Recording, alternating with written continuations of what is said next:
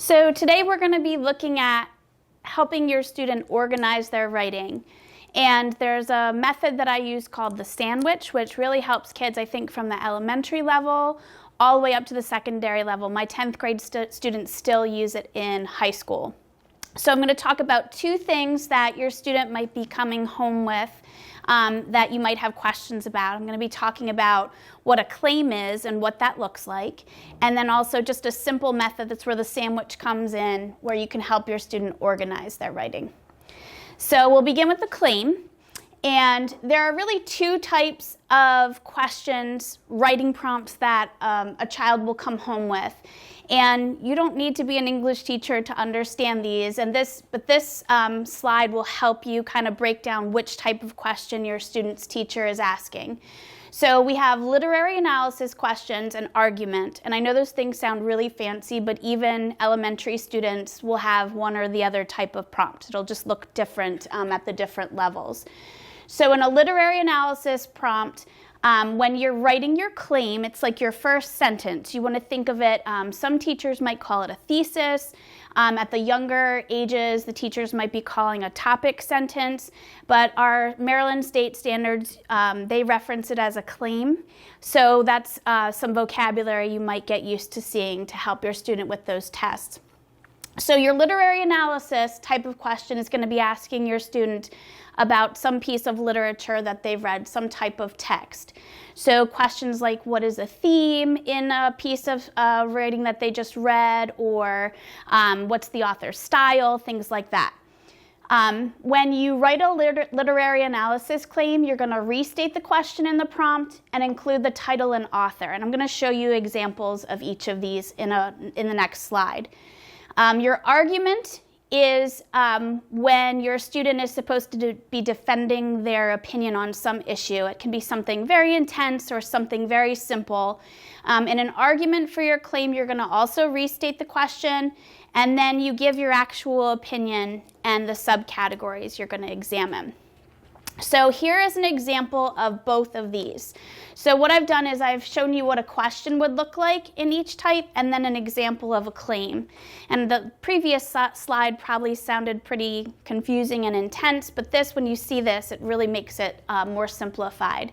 So for literary analysis, the teacher might be asking, what's the most important theme in the book, The Giving Tree?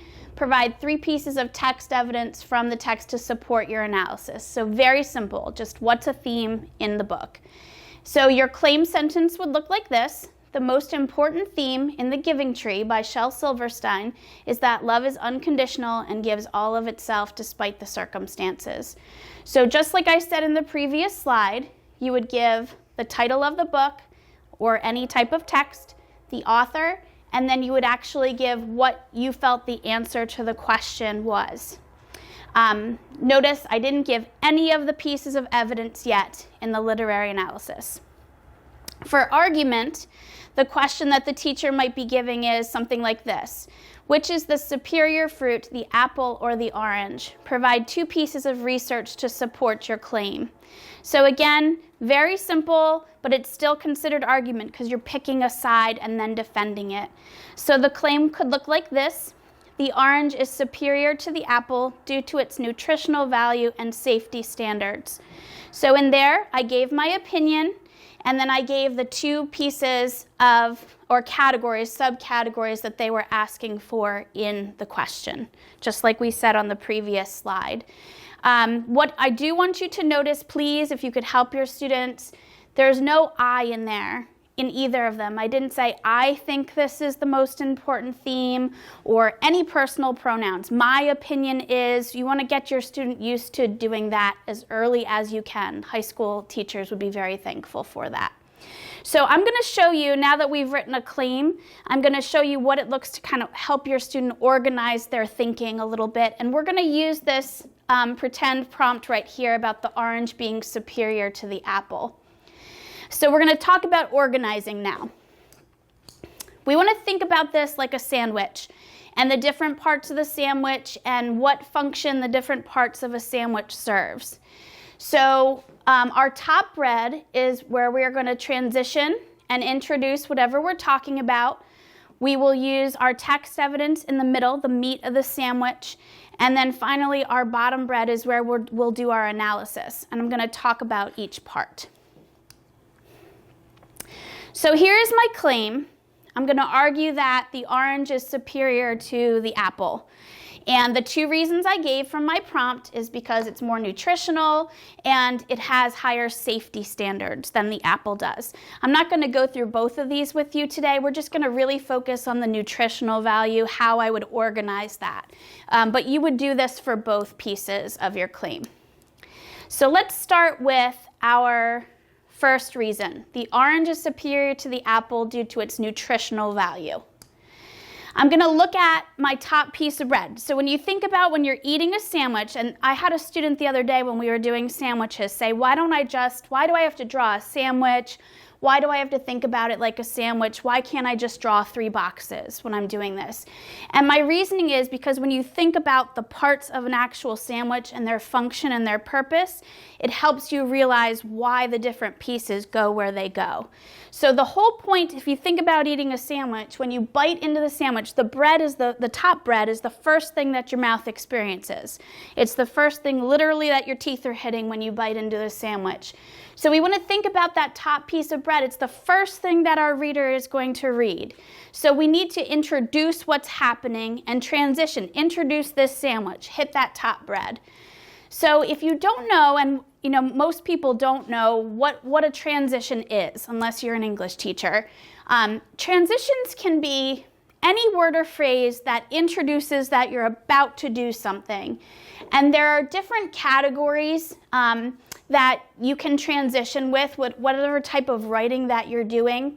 I tell my students order is usually where most of us live for this type of writing. So using a transition like the first reason, or initially, or finally, or above all.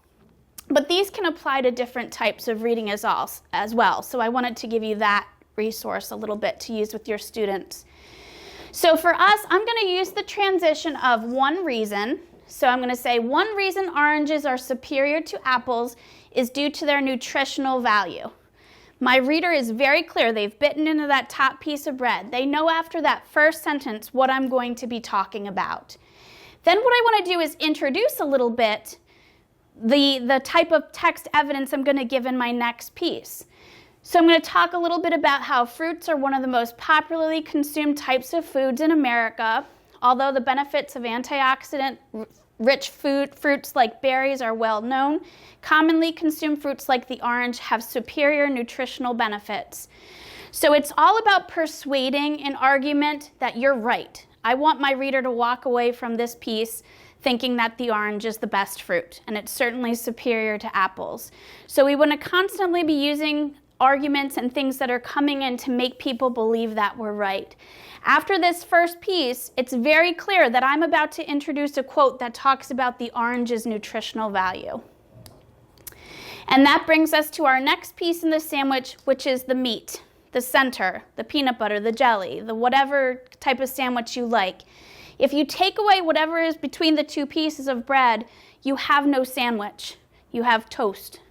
That's not as good as a sandwich. So what you want is to make sure your text evidence is the center. It's the meat of the sandwich. It's the most important part.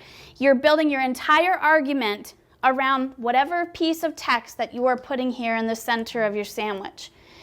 So I found a quote from ClassPass.com that said this thick-skinned, juicy, peelable fruit provides an excellent source of vitamin C, nearly 140% of the daily requirement compared to only 7% in apples. I thought this was a strong quote because it gave me some factual data, and it also, in this quote, compared it to apples, which my whole point is to prove why apples are inferior to oranges. So this quote works there. Now we're down to the bottom part of our sandwich, which is really the most important part of a sandwich in a different way. If you got rid of the bottom bread, you'd have a mess. So most students, they get the top bread down, they got this beautiful quote, and then they leave it without any bottom bread. And think about eating a sandwich without bottom bread. You'd just have a wreck. The rest of the sandwich would fall apart without that thing to hold it all together. So this is the most important piece. As a general statement, I think this is the thing most students do poorly. If there's one area students need work with, it's their bottom bread. So what the analysis is you just want to make sure you're wrapping up your argument and talking about why did you pick that quote? What did that quote show you? How did that quote make your argument stronger? So I have here, while apples do contain more fiber, oranges provide more vitamins and minerals than the apple, including the ever-powerful vitamin C. So yes, you won't lose by eating either juicy fruit, but an orange will set you up for more success in the season of battling the common cold and flu. So this again, I want to keep mentioning my apple, the thing I'm comparing it to, but also keep providing reasons why the orange is better than the apple. And that bottom bread is what pulls it all together. So after I have done that with the nutritional value, I would then go to my second reason, which was that it had better safety standards, and I'd build a second sandwich with my second reason.